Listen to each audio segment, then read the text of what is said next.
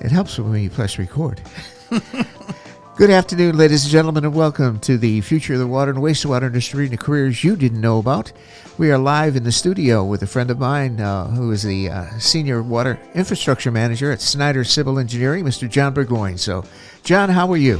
Great. Yourself? Oh, we're doing it. Thanks for coming down and making time out of your schedule. Thanks for having me. No worries, no worries. Well, we've had quite a few guys from Snyder Civil over here, and basically the whole premise of the podcast is to make students, younger students, aware of the lucrative careers in the water industry. You know, a lot of times you get to a situation where kids are I don't searching. They're searching, but they don't know what they want to do, and this is just a way of myself of kind of taking that succession planning to the next level. So anyway, Something I always believed in. yes, absolutely. So tell me, you've got a long storied career in water. So tell me about your day jobs. My day jobs. I started with the Metropolitan District in 1986 as a plant operator in training at the Water Pollution Control Facility in Hartford. Okay.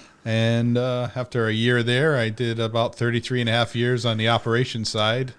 Every facet of the operation side other than meter reading. Okay. But most of my jobs are either inspection or water utility, fixing water mains and sewers out in the field, and then supervising in the ending years of my career. Sure. And it gave me a lot of opportunities and great place to work. Well, Don has worked hard in the industry. In fact, Don was when I was teaching my water and people class at the high school.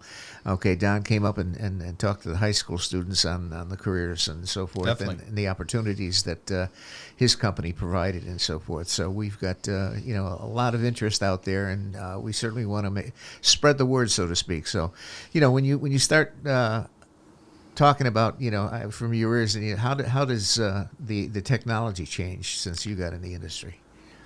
The technology, I believe, has changed in terms of facilitating the hard laboring part of it. A lot of things have made it a little easier. Technology has made it on another thing a lot easier with our mapping and GIS applications. Yeah. And finding stuff and categorizing and recording things and asset. Keeping track of everything that's on the book. So it's evolved 360 degrees in 40 years that I've almost been there. So. Oh my God! Well, I retired after 50 years of the town, and Yep.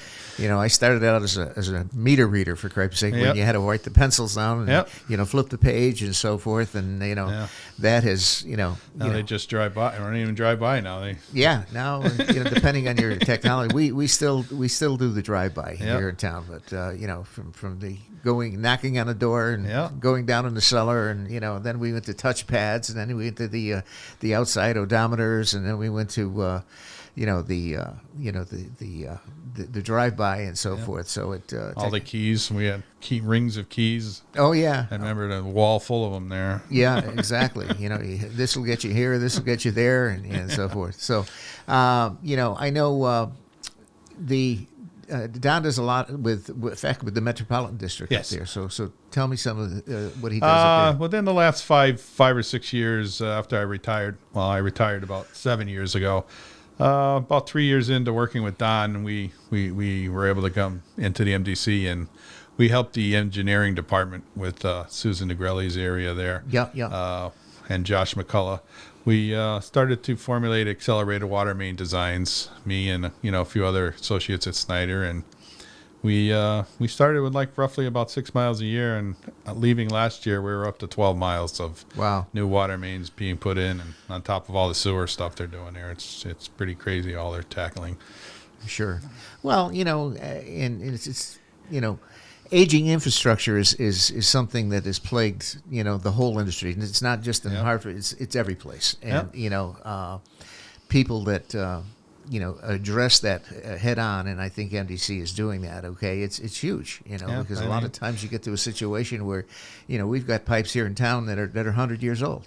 Hopefully Waterbury awoke some eyes that needed to see that. That was good realization for a lot of people to see. I mean, nothing on nothing on their end that went wrong. It's the nature of the beast, and us trying to avoid doing things that are costly. They catch up to you sooner or later. Well, you can only kick the can down the road so many times. Correct. And then it gets dented and rounded. I don't think there's any dents left in some of them. Yeah, for sure, for sure, exactly.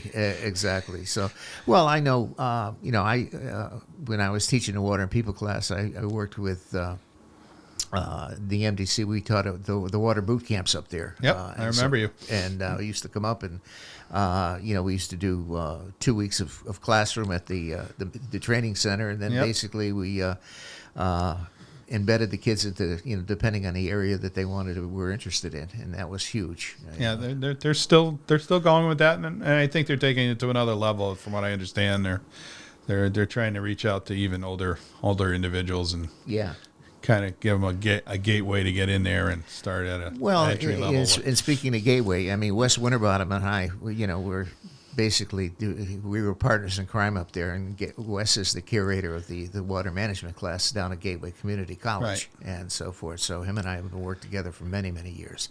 But and he says himself, that there are, the careers in the water industry. There's a lot of people that that are, like you say, that are older adults now that are looking for a career change, or for whatever reason got laid off or whatever. So these are viable careers, and The water industry is not something that you can have, management from across the pond. You need boots on the ground. No. You got to start in there and get your feet wet, literally, and learn it. And it's a vast spectrum. It's not just fixing water pipes and putting them in. I mean, there's a lot of administrative tasks and absolutely, and things that need to be done. Well, our water department here in town, we've got 3 guys, and it's, fortunately, MDC has depth. You've got, the specialization. You've got the GIS engineers. You've got the, water infrastructure. You've got operators. You've got truck drivers. Here we got to do it all. Understood. You got to do the testing. You got to do the sampling. You got to do, whatever it needs to be done. So working with Snyder in the last 7 years has opened my eyes to a lot of different companies throughout the state. It's pretty eye-opening. It's great learning experience, really. Well, yeah, and exactly. And you get to a situation where depending on the utility, you basically got 3 types of utilities in the state, basically, where the municipalities, which the town of Portland is. Then you've got the investor-owns, which correct. The Aquarions and the Connecticut Waters, and then you got the quasi-publics like MDC and Regional Water Authority. So, and everybody has to play by a different set of rules. Yes. That's the hardest thing to learn on my end. Yeah, well, and the thing, all the various companies I've been working with in the last 7 years. Exactly, and unfortunately, the unfunded mandates that keep coming down. It's you just add money and stir. Oh yes. Between the lead and copper testing, between the all of the infrastructure that needs to be done. It's very, very vast too, very monumental changes, and it's not something easily swallowed by a lot of these companies. Well, and that's the thing. You get to one of the very first people when I started this podcast. I'm over 170 podcasts now that I've got in the can. And good for you. One of the first podcasts that I had was Maureen Westbrook, who was the president of Connecticut Water at the time, since retired. But and then Lori Matthew. Was the second one. Her tenure at the state. Obviously she was there for many years and worked with the staff. But even the state health department has had major overhauls. Oh, definitely. They seem to have their hands more into it now than they ever did. Yes. In terms of funding and watching things. And, it's interesting. But for sure. So how long have you been working for Snyder now? 7 years. This April will be. And I had a total of 33 and a half years when I left the MDC. So okay. October will be 40 altogether in the industry. Okay, so you're collecting your pension from MDC. Yes. So. Yes. A wonderful thing. Thank you. Thank you, MDC. Yes. For sure. Worked for it a little bit, I guess. Oh, well, yeah, we all paid the dues. You get to the point where, Many long nights. Many long and cold nights. Long and cold nights, the phone ringing and, did you have to go out on a lot of water main Yes, breaks? yes, I was in what we called at that time the systems repair department, and I was 10 years plus in the field, starting as a labor equipment operator, Yep. supervisor, and then becoming a assistant superintendent of the department Yep. for the last 5 years before I retired. So I kind of my phone's always rang a lot. Yeah. Well, before the phones, it was the pagers. Remember the Yeah, pager? oh God, yeah, I remember the pagers. Yeah, You know. that Now. thing would scare you to. Oh yeah. God, Yeah, for they're sure. pretty loud. Yeah. No, for sure. For sure. So how many employees when you left the MDC is? I think they're roughly under 5. I don't quote me on that, or maybe around 400, maybe Yeah. in that range. I think because I had Scott Jellison on also, and I think when I started working with them, I think they were 800 or so, Yeah. and then they Yeah. brought it down. I think it's about 480 now. I think if Yeah, I know somewhere in that ballpark. Yeah, and they've consolidated a lot of positions and made them multi-talented, and it's working for the most part. Well, and again, that's one of the things that the technology has helped, been able to do is reduce, a lot of the tasks and automate a lot of the tasks, as far as that goes, Making one employee multifunctional. We were kind of, in my early years, all had our own little towers, as we should call them. Yeah. And we were all in our own little groups, and now you're kind of all over the place. Now you have to have many hats. For sure. So, I mean, what other utilities do you work with besides MDC? No, that's pretty much it. I did a brief stint with Call Before You Dig. I was a board member for about 3 years with the district. Yep. Other than that, that's pretty much most of my career and my life has been with the MDC. Oh, okay. Wow. I started right out of high school, pretty much. Well, there you go. That's what I did. My degree is I'm a music teacher by degree. Yep. Okay, and I got out of the Got to pay the bills, right? well, I got to pay the bills, but I was well, it was funny because my father says, what are you going to do well, I'm going to be a music. I'm going into music. I said, well, what are you going to do for your day job? That was the second thing, But it was the type of thing that I worked part-time for the town, and I was a music teacher.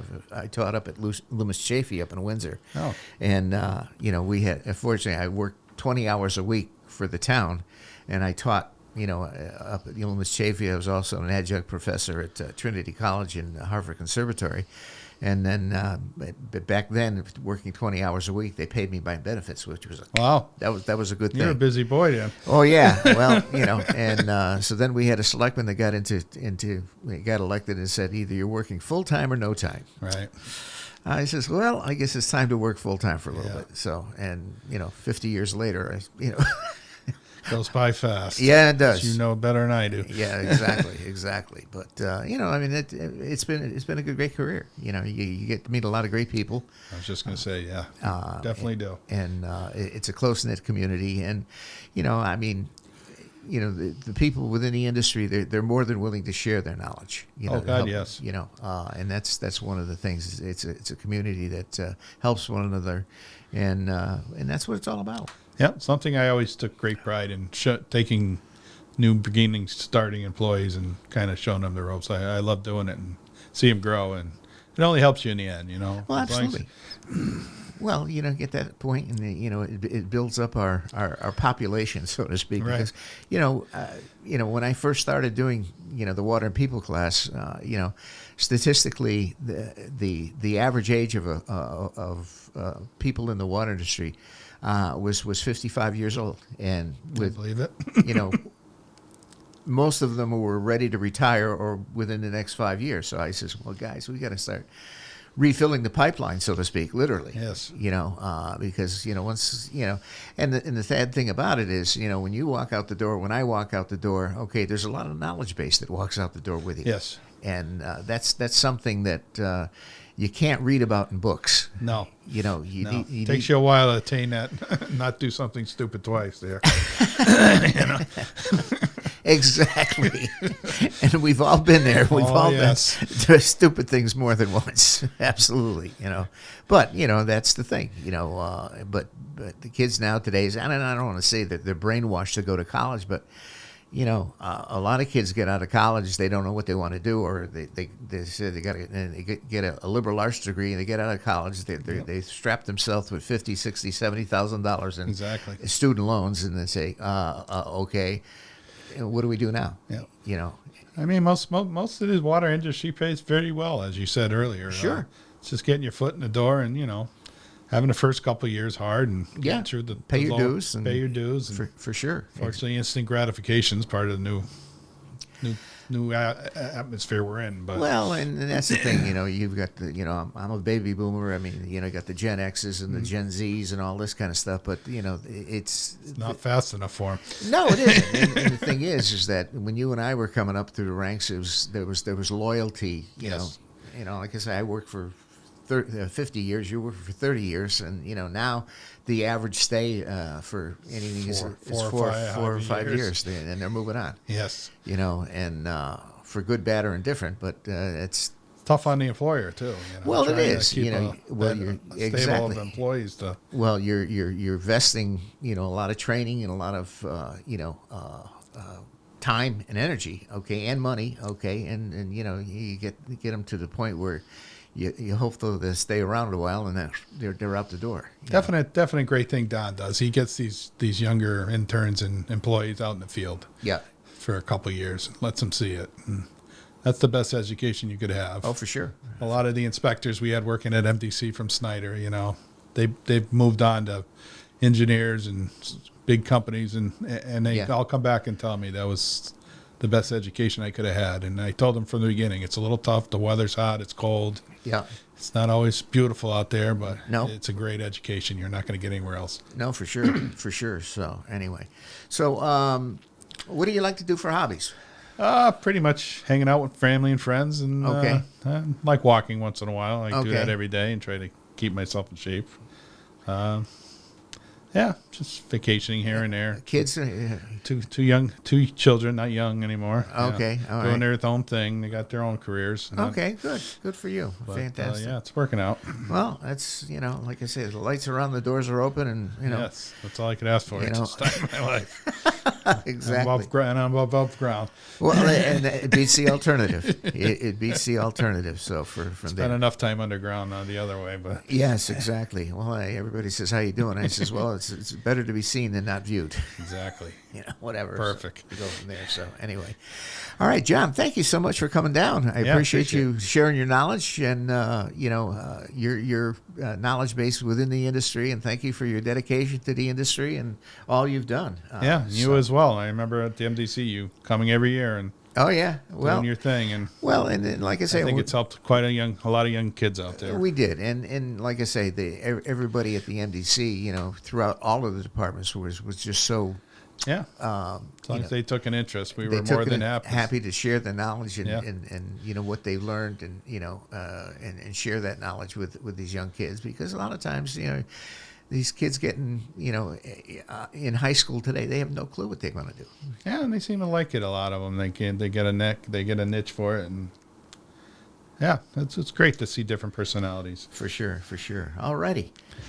All right, ladies and gentlemen, that concludes this episode of The Future of the Water and Wastewater Industry and the Careers You Didn't Know About. And with us in the house, Mr. John Bourgoin, who is the Senior Water Infrastructure Manager at Snyder Civil Engineering. And John, thank you so much.